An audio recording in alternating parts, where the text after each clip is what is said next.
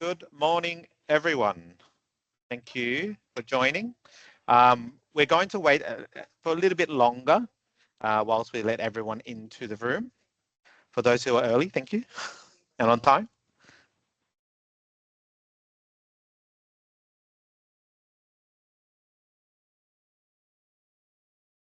Right.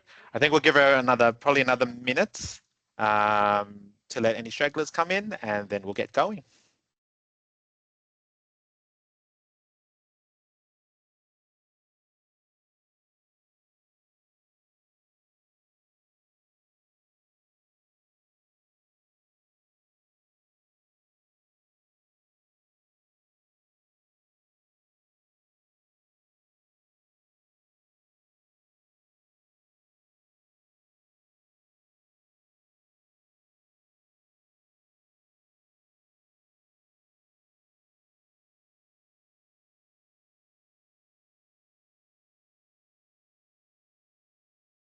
Alrighty, I think we will get started.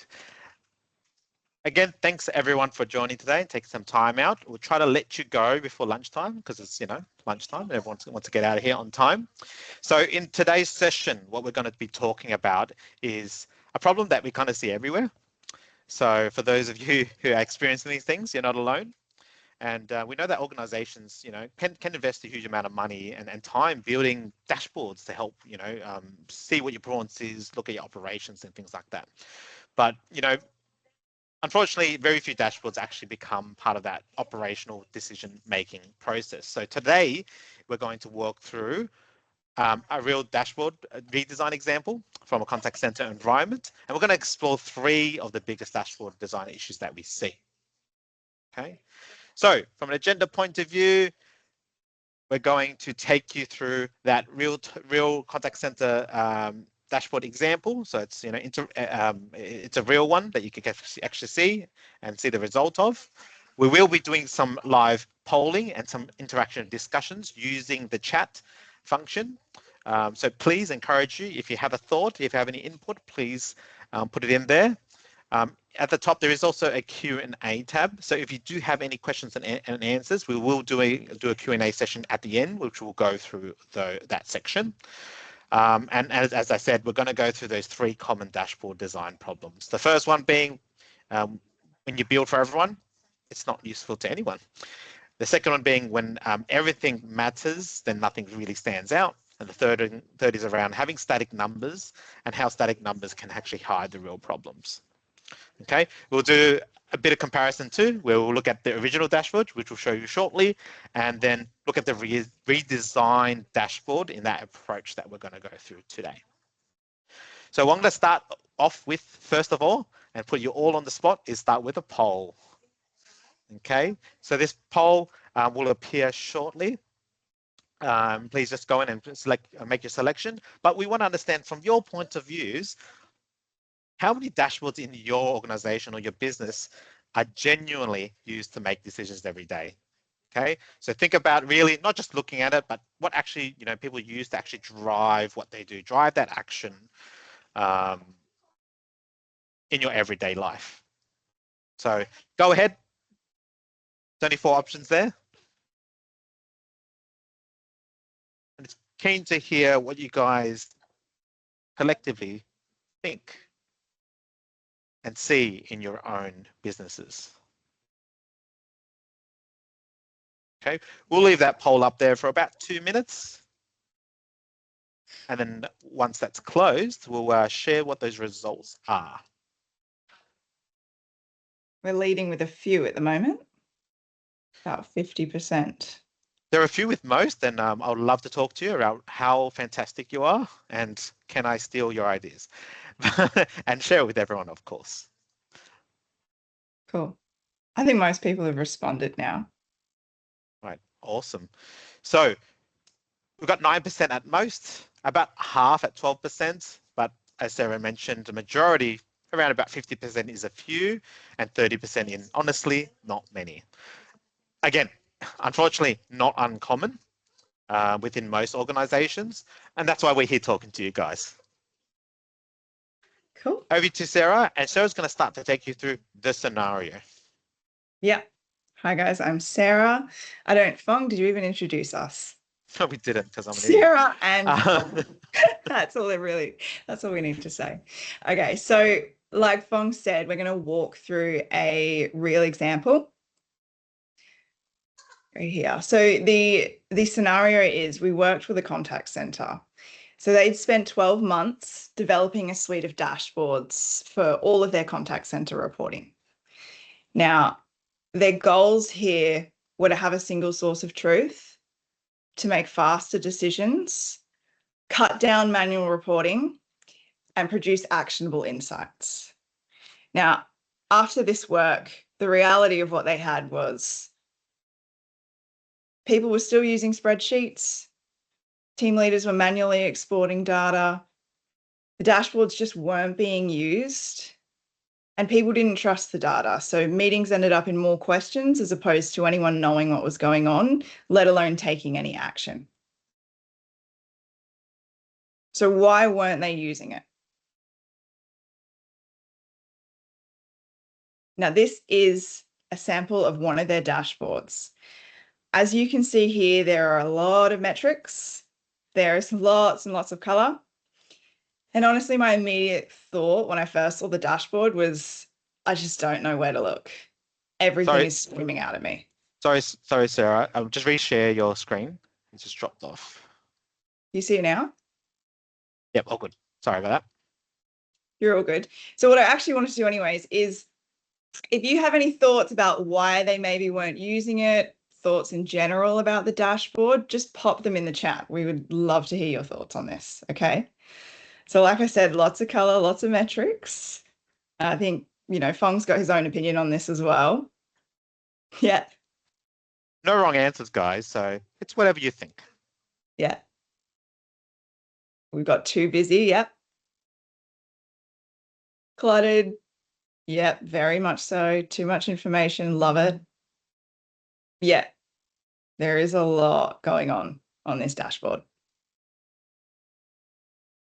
So now we're going to start to break down some of the problems or the themes and how you go about making sure that you don't make those problems when you build your dashboards. So number one, like Fong mentioned, this dashboard was built for everyone and it ended up then being useful for no one. So if we have a look again, we can see we have demand metrics, performance metrics, workforce management, team leader views, customer experience, efficiency, and quality assurance. Trying to serve all of these people with all of these different themes of metrics, you can start to see how no one can actually use it for their own purpose because there is no theme, there is no story here. So we start with who is your audience? So the biggest problem when you build for everyone, and in a contact center example, you're building for real-time analysts, ops managers, workforce planners. Each one of these groups of people has their own wish list of metrics that they want in the report.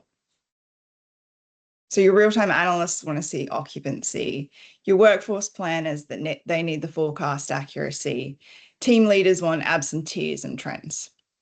So you can start to see here how if you try to serve everyone at once, you'll end up with a hodgepodge of metrics that will overwhelm people and start to really not make sense anymore in terms of a theme and a story in a dashboard. So how do we fix this? We want to start with the who before the what. And this is something that we recommend you do before you start scoping or building any dashboard, is to work out who you're building for and what they care about. So the first example we have is executive leadership, and they care about performance, customer experience, and trends. We have our customer experience teams. They care about customer satisfaction, sentiment, journeys.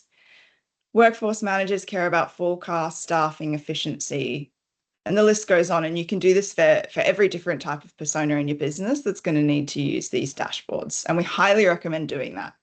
And so this is the basis for when you start to scope and build a dashboard, is to segment people into these groupings so that you have a very clear idea on what you're going to build for who. That leads into the second theme, which is building reports data first, not outcome driven.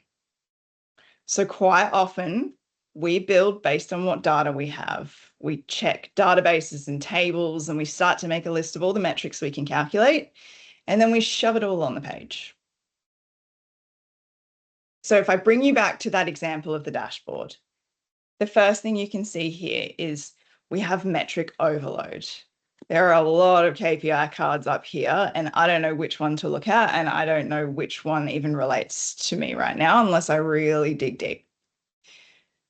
We have duplicate insights, vanity metrics like ACW count, contacts per hour, and then we have these charts, which is just the wrong granularity for this type of report. We also have unnecessary breakdowns that can be interesting, but don't always tell you anything that you can action. So how does this happen? Typically how it starts, and you've probably heard this before, is, oh, it would be good to have that just in case. And we might as well include it. Can we slice that chart in another way? We already have the data anyway, so we may as well add it. The result, metric overload, duplicate visuals, unnecessary breakdown, and vanity metrics. And to be honest, we've probably all done it. I did it in my first few years when I was building dashboards. I was very much a yes person. Anything stakeholder asked me for, I was like, yeah, I can do that. Of course I can do that. And then you start to see that what you're giving them isn't necessarily going to be effective for them to do their day-to-day. And the impact of that is no clear priorities. They're missing the important signals. Decision-making is slow. People feel overwhelmed and they just end up not using these dashboards. How do we fix this? We're going to start with decisions. So previously we talked about personas. Now I'm going to hone in on one persona and walk you through an example of what we would do. So for executive leadership, we're going to figure out just basically what do they need to do. High-level leaders need to be able to identify declining performance early so they can prioritize certain decisions before customer experience is impacted. What do they need to see for that? They need to see service level and customer satisfaction, obviously, because that's probably what they targeted on. And then they need to see the metrics that also feed into that. So what could be driving a certain service level of satisfaction? Volumes, very likely. Speed of answer. How long are they taking on these calls or these chats? Forecast accuracy. Are they getting more volumes than we predicted or more than they can handle? And something I think is really important to ask your stakeholders every time they want something added to a dashboard. If you know this piece of information, what action will you take? And genuinely, they should be able to answer that. And if their answer is vague, or if it's, I just need to see it, I just want to see it, then they need to rethink what it is they actually need to be doing day to day to make difference. So that's something that I think if you take away anything, it'll be to ask people this every time they want you to add something. What I'm going to do now is I'm going to show you the dashboard that we created to solve this problem. Again, we honed in on executive leaderships and we've created a performance summary. So this is what the new dashboard looks like. We have 6 key KPIs across the top. We have very clearly our interaction trend with a service level overlay. We can see the top contact reasons. Our forecast accuracy becomes very clear. And then we also have a small breakdown of queue performance that'll start to tell people where they might need to look if service level is declining. There is one thing, though, that this dashboard is still missing, and that takes us to problem number 3. Metrics alone don't tell the story.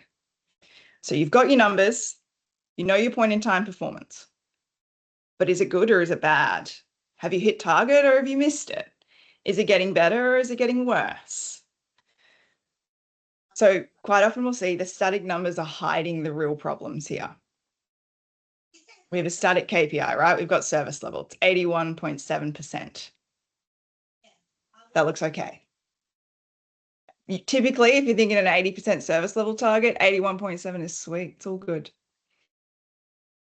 So what action would you take here? Feel free to pause, pop it in the chat. What would you actually do here? Would you care if it's 81.7 if you're in the contact center industry, obviously?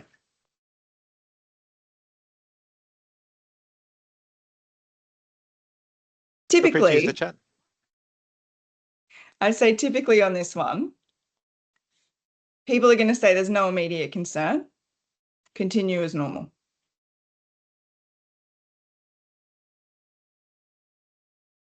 Now with context, our service level, we can see it's actually green now. So we've added a little indicator to show you that it is actually above target.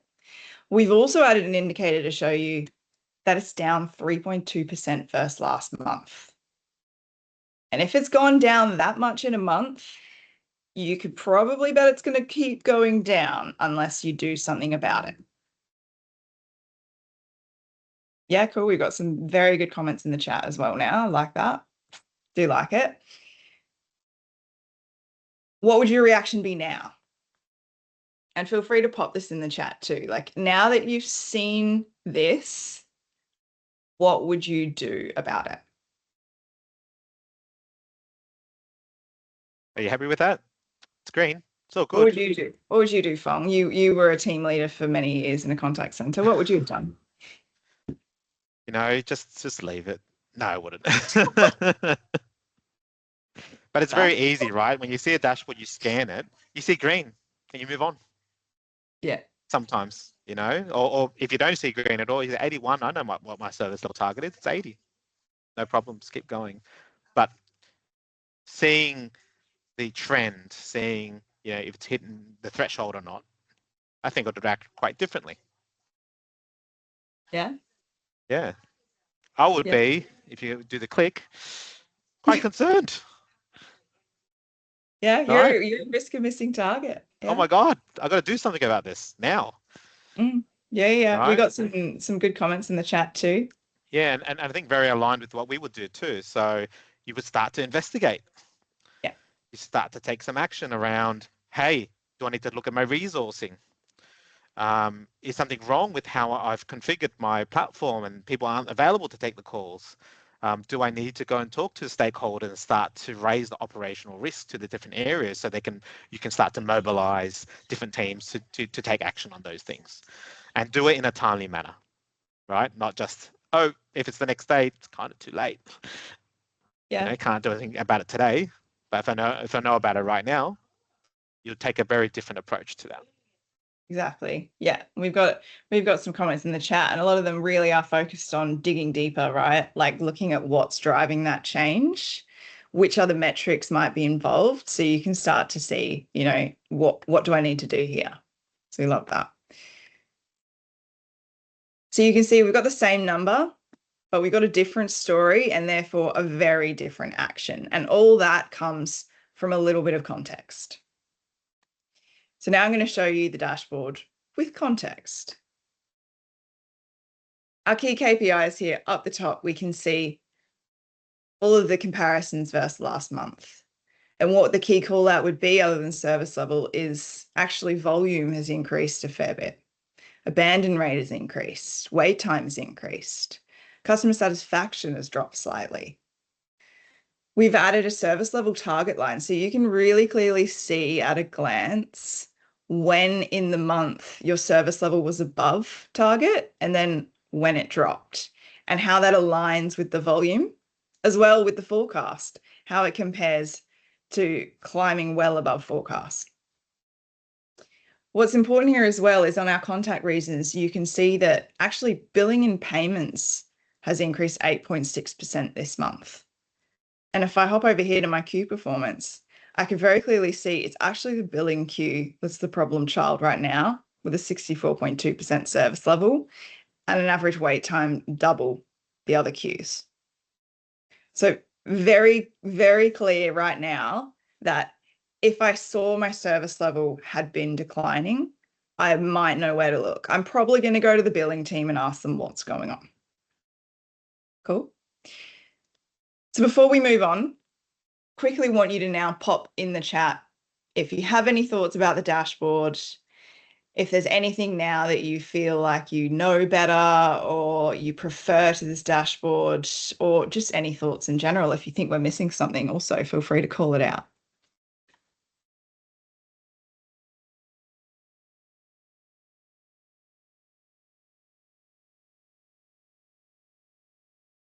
It's a good starter. We will be doing another poll after this. So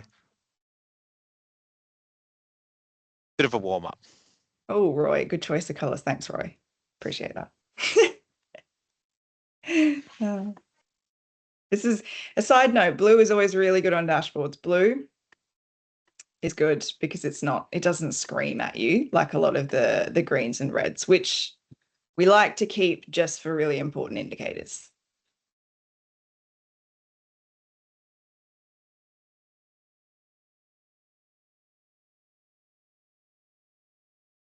Yep, cool. Okay, good point about the targets. This is very important as well. Yeah. So we've gone green, red, but it doesn't actually tell you, where your target point is. We're going to flick to you now, Phong, for the poll. Yes, please. So we're going to get that one going. So based on all the stuff that you've seen here, and look at in your own kind of organization and business as well. But we want to understand for you, what dashboards really frustrate yourself? What problems in the dashboards that you have in your current environment really frustrate you the most?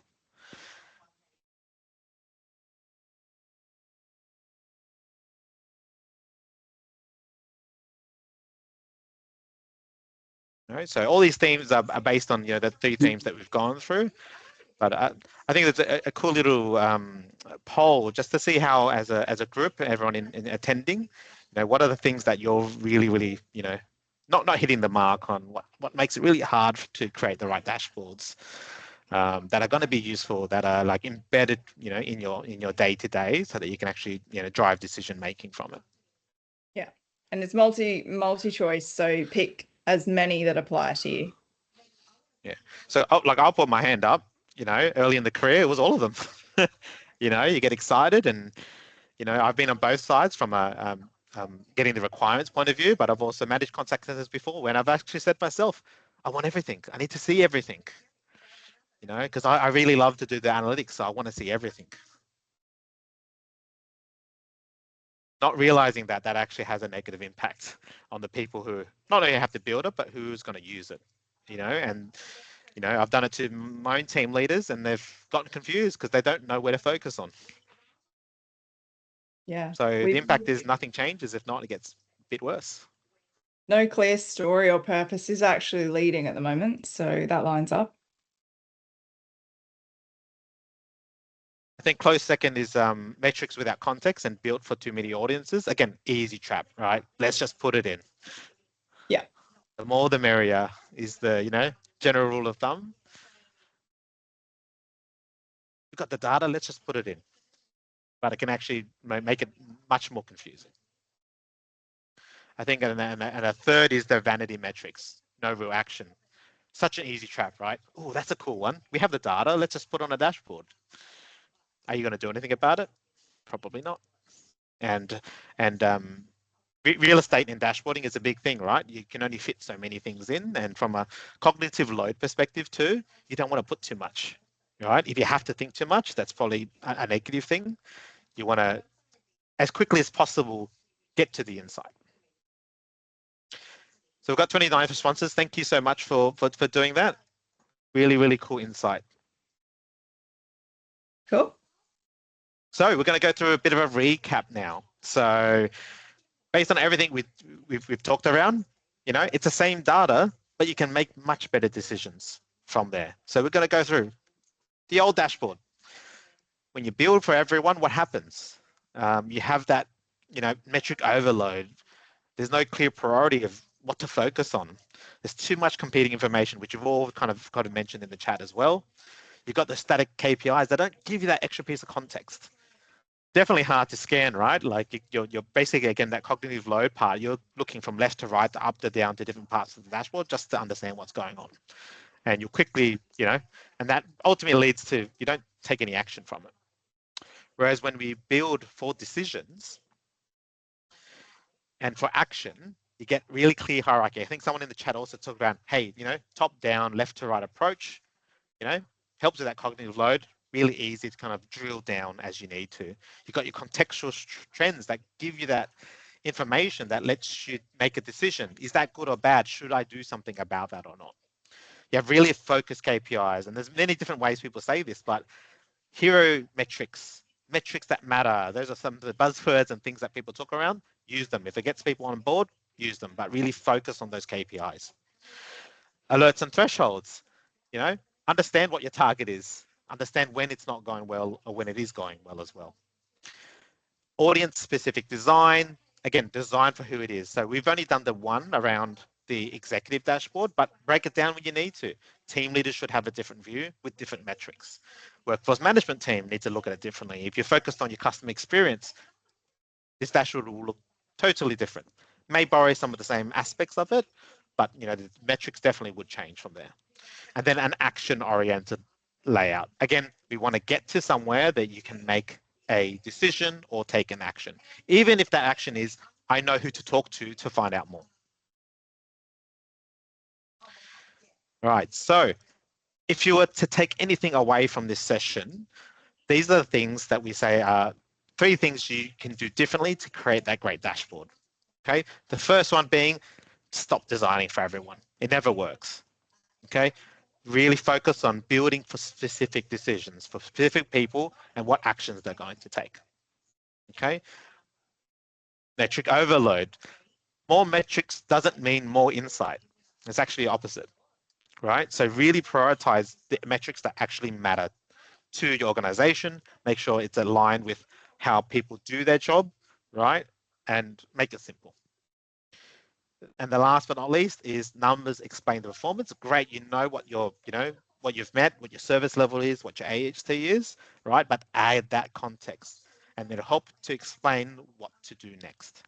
So dashboards shouldn't just report on performance. And unfortunately, that's usually how it is. It just goes on a board report or goes on a TV or whatever, and just shows performance, right? But what they should actually do is help people to take action in their everyday life. That's the sign of a really, really great dashboard. Okay, so we're going to wrap up. So what I want to encourage everyone to do from here is have a look at your dashboards, all right? Hopefully you can use some of the tips that we've gone through here to have an assessment. Have a look at those and say, hey, is this actually aligned to the audience that are using this particular dashboard? Do I have that sprawl and that metric overload? And how can I prioritize what's the most important and filter out all that noise? Context and actionability. What context can I add to help my people or myself take action? And lastly, and this is a bit of the art versus science kind of thing, but you need to, that design and usability does play a big part. How can you make it so it's really easy to scan, really easy for users to be able to quickly identify what matters the most? Okay, so what we will be doing after this one is we will be sending up a follow-up email and we will include the webinar recording. So if we've gone through something too fast or you found a little tidbit that is really, really great, you'll have that recording and you can share that with your teams or anyone else that's interested.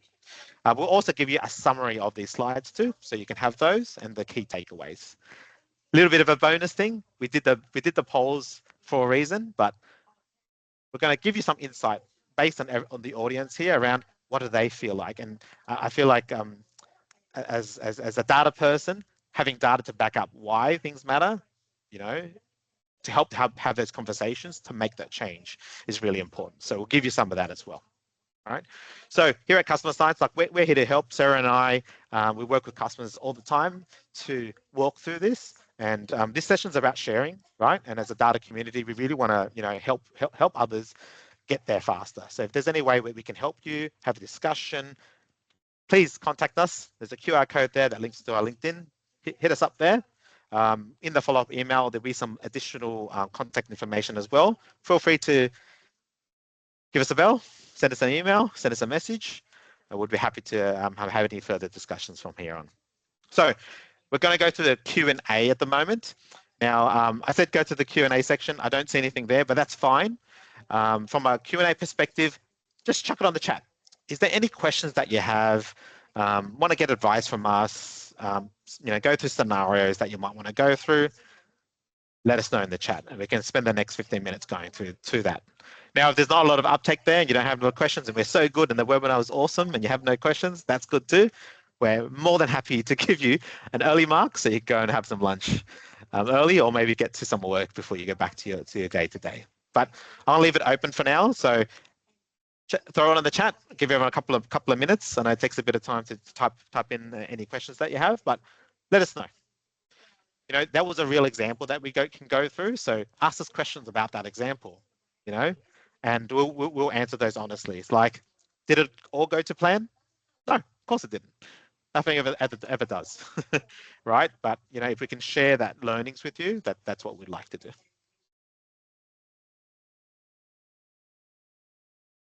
Thank you, Roy, for the comments. I hope you're inspired to go off and have a look at your dashboards and see what you want to do differently.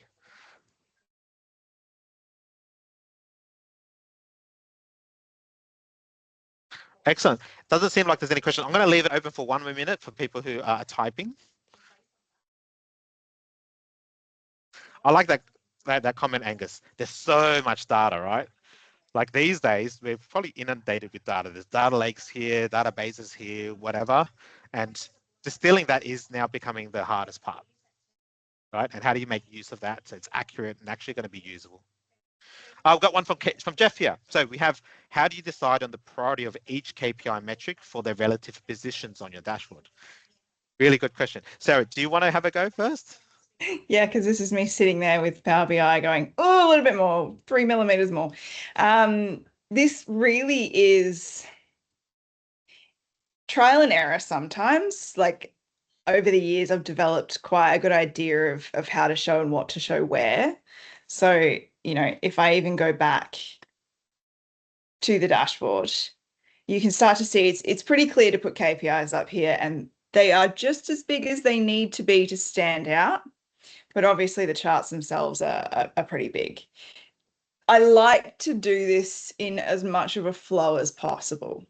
So to understand volume and service level and abandon rate and wait time, I mean, they all kind of relate to each other. There could be different ways that you want to look at them, but typically that makes sense to a lot of people, right? Interactions over time. Now, it really does depend on your industry as well. But for this example, this chart, like volume was pretty big to them, right? And they really needed to understand service level. They were big on their service level. And so making this chart, I suppose, the first thing after the KPIs and the biggest, gave them a very, very quick idea of how service level was tracking over the month. And then these ones down here, I don't like to make them so small that they're not important at all. They take up enough space that you can actually see the information, but they're supplementary. So I would say that the top contact reasons is supplementary information to what could be going on up here, as well as the forecast accuracy and anything more granular like queue performance. I like to keep it further to the bottom because not everyone needs to know that. And if your service level is fine and dandy, you may not even care about that at all. So it's one of those things where you allow people to flow through and only get to information if they kind of need it. I hope that makes sense. Phong, do you have anything to add? Yeah, I'll touch on just the priority of KPIs too, because that's probably another webinar in itself. But prioritization of KPIs is a hard one, and usually you got to do it at a strategic level, right? Because it flows down, and it is one of the harder things to do. But basically, having an agreement at the top level to know these are the actual metrics that matter is really important. Right? Because like you saw in the other one where there's metric overload, you can have 20 of them if you like, right? And sometimes it's also a matter of how do we aggregate some of that into one metric that gives you the indicator to then start to drill down as well. So I just wanted to touch on how do you then first prioritize the KPIs, and usually I go with what matters the most, what's most aligned with the outcomes you're trying to achieve, right? And distill it into one of these hero metrics or those key metrics is what we would do. Jeff, we've got a question from Jeffo. Hey, Jeffo. What do you think is the biggest impact AI has had on data analysis so far? I'm going to flick that to you, Phong. Yeah, thanks. For this one, it's I think it's a great enabler, to be honest, right? Because there's so much data out there, and you just got to use AI in the right way to help you to enrich the way that you do data analysis, right? And also basic automation, right? How do we spend less time doing the stuff that's not as valuable, but is important, such as data cleansing and categorizations and do all that kind of stuff, and the data prep side of things. I think that's where, and the other side is the enrichment part. And I think that's where the biggest part that AI can play for us, and being more on the positive side, is it can help us get there a lot faster. Okay, so just think of, you have raw data, using AI to start to do, automated enrichment of categorizations, or, even, doing sentiment and intent matching and all that kind of stuff can be really helpful in that way, or can help you to go and, do that data prep to get you to the phase where the rubber meets the road, which is this one, right? Where you got the data, it's trusted, it makes sense, and people know it's accessible, and then people can use that in their everyday life. I hope Yeah. that answers your question. Jeffo, do you have anything to add, Sarah? I mean, I think you have taken a very positive spin, which I love. I do think that there is always a risk here where the more reliant people become on using AI in certain aspects of their role, and this is any role, but particularly in data analysis and dashboard building, I start to see sometimes lack of people getting involved enough to check this stuff. And so it's very easy to get these insights from AI and run with them. But a lot of the time, with the most basic, prompts, you might get something completely wild and untrue. And if you're starting to make decisions in your business, I would just say you need to really be aware, and you need to have the skills to be able to check that what AI is doing with the data is actually accurate. Awesome. Thanks, Sarah. I'll take the next one. Thank you, Ross. You have a long one here, but I think a very, very good one, which is, do we have a set of questions that we typically go through that help lead people through the development process, the dashboard development process? This second part of the question is, love to get our thoughts on how do you improve the ability for users to understand the story as well. So two different parts. So I think I should break that up into two different parts. Now, with doing this, we've made many mistakes as well. And we've learned from those. So we have an approach that we go through, and this is part of your first question: how do we lead through people through the development process? So that's a totally another webinar that we're actually going to build for you guys as well. So stay tuned. But from a high level, the three key factors that we go through is, one, definitely we need to have engagement, right? Engagement with the people who make those decisions, but also engagement with the people who are actually going to use those dashboards within the development process is super important. But as a flow, usually what we go through is a discovery phase, if you will, to start to, and we usually use facilitated kind of sessions and workshops to do this, to go and start to download what they actually care about. And that's not asking them, what do you want? It's usually done in a different way, because usually when you go and sit in a room and you ask them, what are your requirements?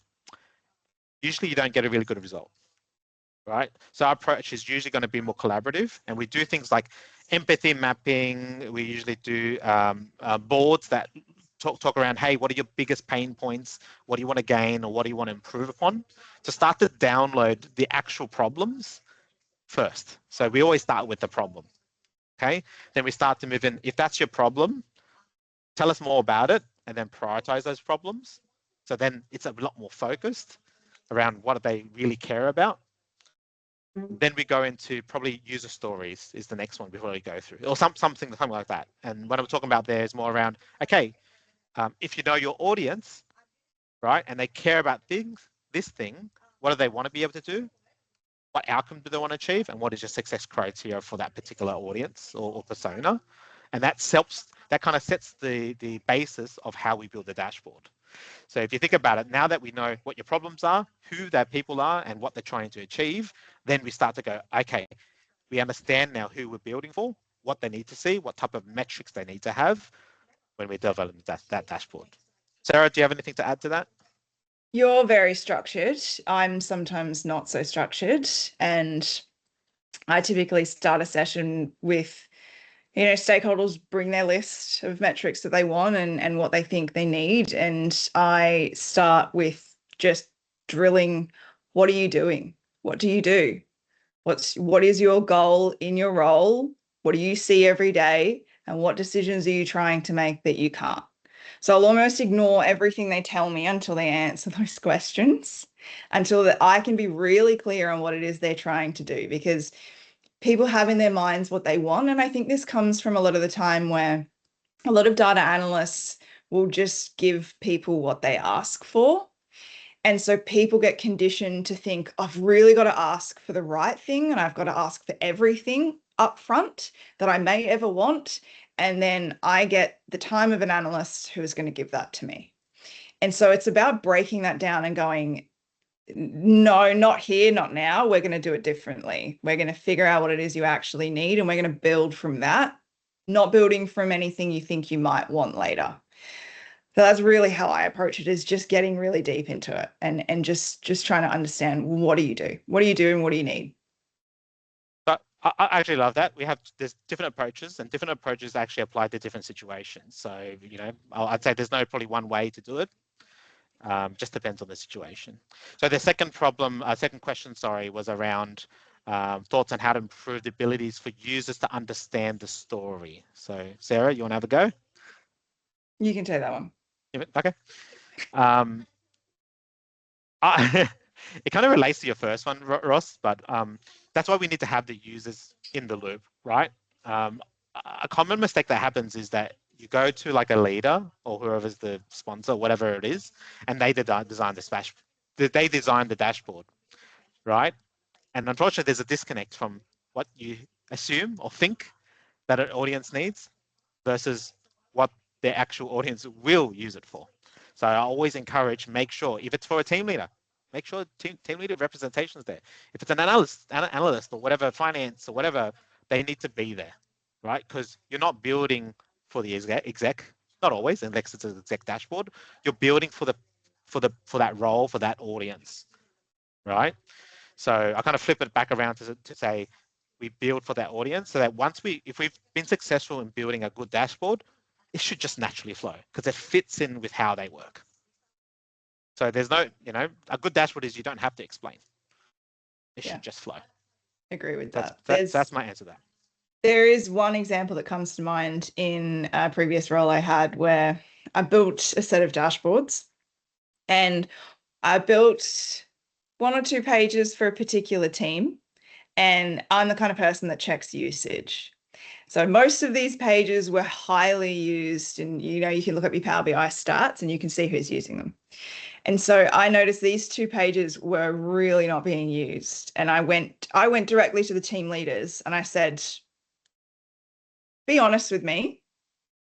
Do you like the dashboard? Does it serve your needs? And they initially were like, yeah, I do. And I was like, I built this dashboard for you, not for me, not for anyone else, for you. If you're not using it, I've failed. So you need to tell me what it is that you need to see so I can make it better for you, because this is for no one but you. And once I had that conversation and opened that up, they were like, oh, actually, we don't need to see that. We need to see this by this by this. And it really opened the conversation, where at the start, I think the engagement was struggling. By that point, I'd built up enough rapport and trust with them that they felt like they could actually just be honest and tell me what they wanted. And I went back and I completely redid their dashboards. And it was, it's my job, right? If I've built something and it hasn't quite worked or it hasn't landed, that's fine, right? It's all a learning curve for everyone involved. And by having that involvement, they then knew, again, like they knew exactly what was on the page because they designed it. And anyone in their team, any new team leaders that came on board, once they understood the role, they understood exactly why the dashboard was the way it was. And again, didn't really need that context. But I will say it is interesting, your if statement style and notes are an interesting one that I've tried playing around with before. They do, it's something that I think, you dabble in, but the real estate and sometimes getting the story right in an automated sense can be quite challenging. Cool. Cool. I don't think there's any more questions, and yeah, I think we might wrap it up here. So again, thank you very much for spending time with us. I hope you got something good out of this session. We'll follow up with that email, and yeah, if you have any other questions or want to have a chat even, feel free to contact us. Cool. Thank you so much, everyone. Have a good lunch and enjoy your day. Thank you. Bye.